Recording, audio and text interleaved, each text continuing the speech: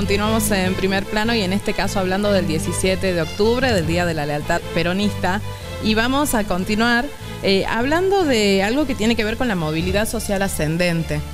Hablando de la universidad gratuita, educación gratuita y salud gratuita. Les voy a pedir una reflexión a cada uno de ustedes acerca de esto porque con el peronismo se da la posibilidad a sectores sociales que quizás no tienen un gran poder adquisitivo de que puedan llegar a estudiar una carrera, a ser médico, a ser contador o a tener un título universitario. ¿Cuál es su punto de vista, Enrique Romero? Bueno, mirá, yo... A ver, le voy a hacer una pregunta acá a Pachi Israel. Por ejemplo, ¿qué pretende Pachi? ¿Un peronismo creíble o un peronismo increíble? No sé si me va a responder o no. Está mudo. Es una entelequia, eso de creíble o increíble es una entelequia. Son las famosas frases. Yo quiero simplemente que practiquemos la filosofía de vida del peronismo. Modo, como no, humanista, cristiana, inclusiva, como no sabe igualitaria. Como no sabe qué responderme, es decir que el peronismo fue increíble, siempre fue increíble, nunca fue creíble. Fue increíble el Ministerio de Salud, calladito, papá.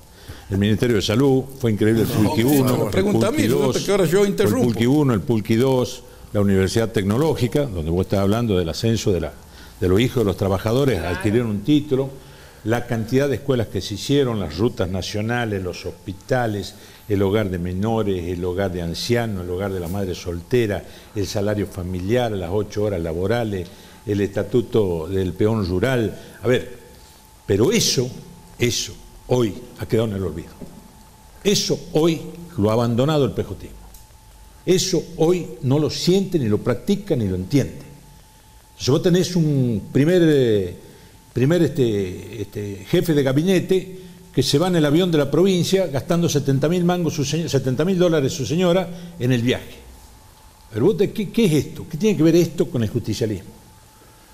¿A dónde está la esencia del justicialismo hoy en una gestión donde los últimos 16 años han generado en Tucumán 700.000 pobres, 8.000 tuberculosos, 7.800 enfermos de SIDA, 22.000 desnutridos, el sin agua potable y sin cloaca, la gente bebiendo agua con arsénico? Eso, en el símbolo del peronismo, que es el escudo del peronismo, donde está dos manos abrazando el gorro frigio, donde el de arriba lo saca al de abajo, del sometimiento económico, del sumergimiento social y del sojuzgamiento político, no existe. Hoy el de arriba lo hunde al de abajo. Lo hunde al de abajo. Entonces trabajan para que cada vez haya más pobres, porque así lo someten, así le pagan el voto, así le dan una prebenda. Te voy a hacer un solo número. Tienen un presupuesto hoy de 205.000 millones de pesos. ¿Cuánto crees que les cuesta a ellos comprar 200.000 voluntades a 2.000 mangos cada voto? 400 millones de pesos. ¿No es barata una elección así? ¿Con qué condiciones puede competir mañana Salín con los Orellana en Famayá? ¿Con qué condiciones puede mañana, en caso de que mi querido amigo Cuello, que coincidimos con la misma estructura de Guardia de Hierro, puede llegar, si en caso de que tuviera interés en ser legislador, por ejemplo, por el oeste, competir con la guita que ponen, cuando cuesta 50, 60, 70 millones de pesos para poder ver si se sacan 10.000 votos y poder llegar a la banca a expresar lo que él siente o lo que yo siento? Entonces, en ese marco y en ese contexto, en este tema del ascenso, lo dice Aldo Ferrer, en etapa del desarrollo económico argentino, economista radical, brillante, reconoce el ascenso de la clase media, la generación de la clase media que lo hace el peronismo, reconoce la industria liviana y reconoce la unidad de los trabajadores. Nada más que eso, ahí me quedo, pero este era el ascenso. Digamos, esto de los derechos sociales, esto de las garantías para que la gente tenga una vivienda, claro. Los créditos 25 a 30 años y una vivienda que era con techos a 2 aguas, con teja, no como las pajareras que se hacen ahora. Entonces, en ese marco y en ese contexto, obviamente que el peronismo no es creíble, era increíble. ¿Y qué decía Evita? Cierro con esto. ¿El peronismo será revolucionario o no será? No decía no será peronismo, decía no será. ¿No será qué? No será nada. Y hoy el pejotismo es nada. Miguel, en un minuto su reflexión, por favor, acerca del ascenso social. lo hizo Perón. En la primera,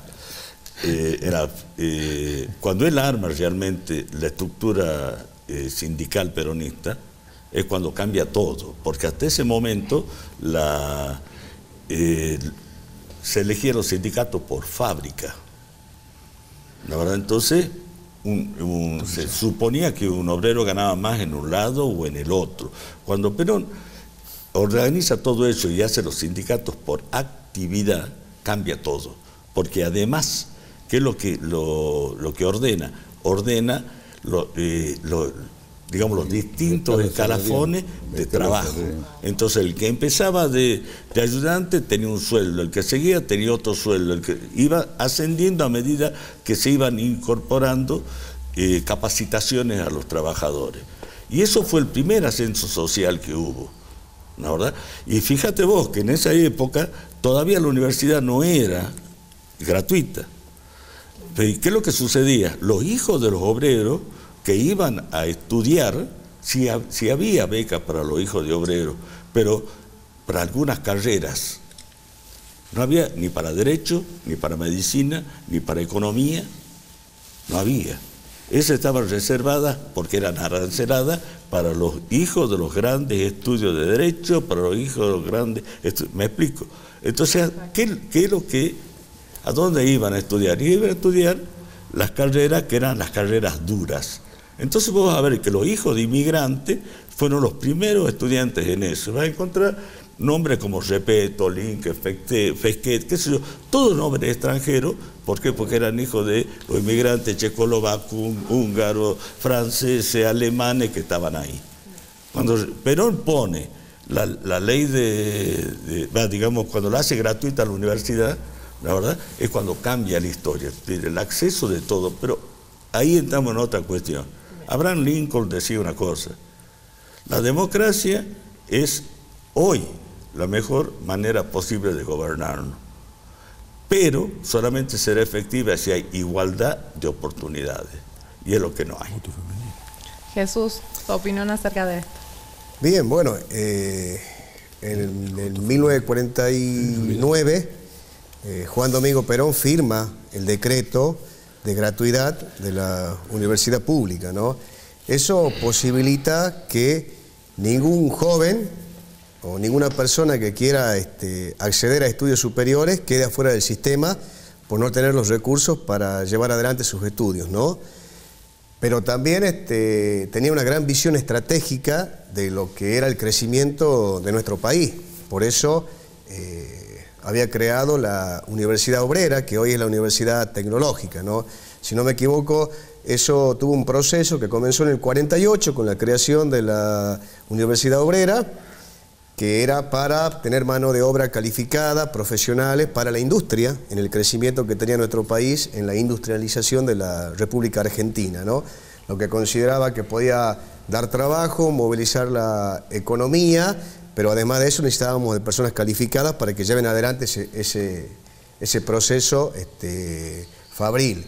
También en 1953 firma otro decreto donde eliminan los exámenes de ingreso, porque no solamente quizás una imposibilidad que tenían de llegar a estudiar a cualquier tipo de carrera era ese examen, ¿no? Entonces todo un camino que se transita.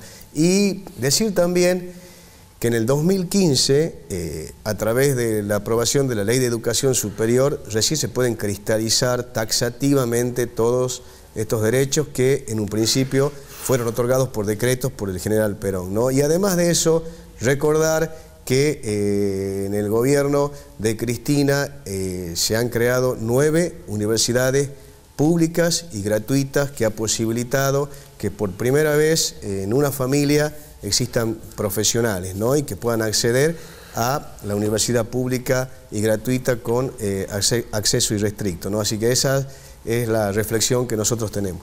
Doctor, nos queda un minuto para usted.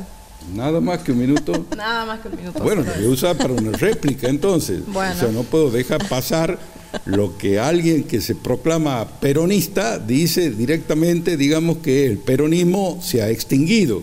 Evidentemente, quien milita en un partido a donde las cúpulas dirigenciales dicen si para qué, ¿no es cierto?, se van a inaugurar universidades y los pobres no llegan a las universidades, evidentemente, ¿no es cierto?, vive en otro país o en todo caso también vive en otra provincia, porque realmente en estos 16 años a los que él ha hecho referencia, en la provincia no solo que se han construido 5 hospitales nuevos, más de 10.000 viviendas, una ciudad nueva, que es la ciudad precisamente de Loma de Tafí, sino que creo que se ha hecho todo lo necesario como para que aquellos asentamientos que se crearon en torno a la ciudad capital de San Miguel de Tucumán, en virtud del cierre de los ingenios, que fue obra, ¿no es cierto?, de la oligarquía a través de los militares, precisamente tengan su título de propiedad, regularizándose dominialmente cerca de 300.000 propiedades.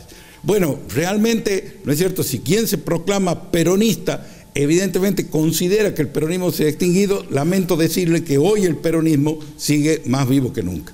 Gracias, doctor. Gracias, Jesús. No existe el Partido Peronista. Quiero hacer una pequeña aclaración sobre lo que dijo Jesús.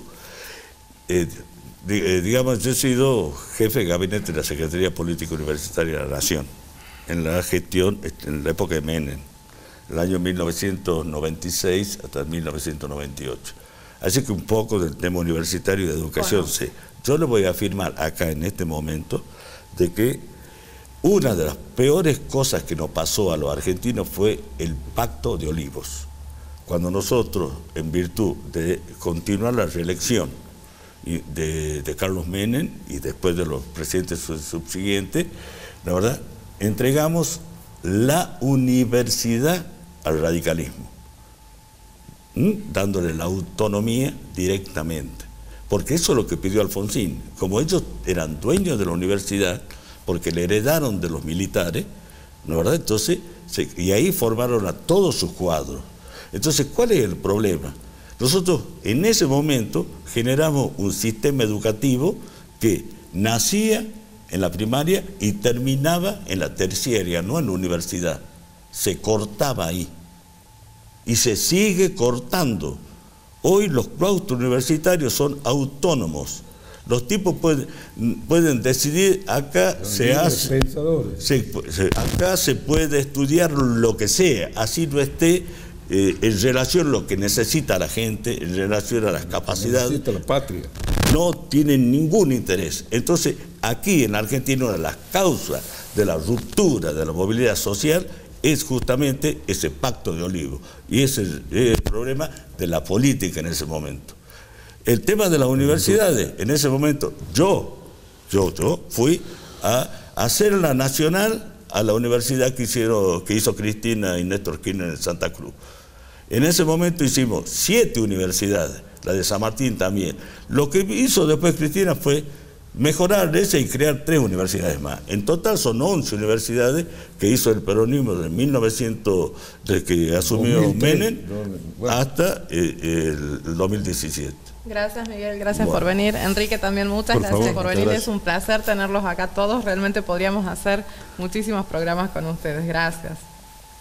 De esta forma estuvimos así hablando de esto que es el origen del peronismo. Hacemos una nueva pausa y enseguida continuamos en Primer Plano.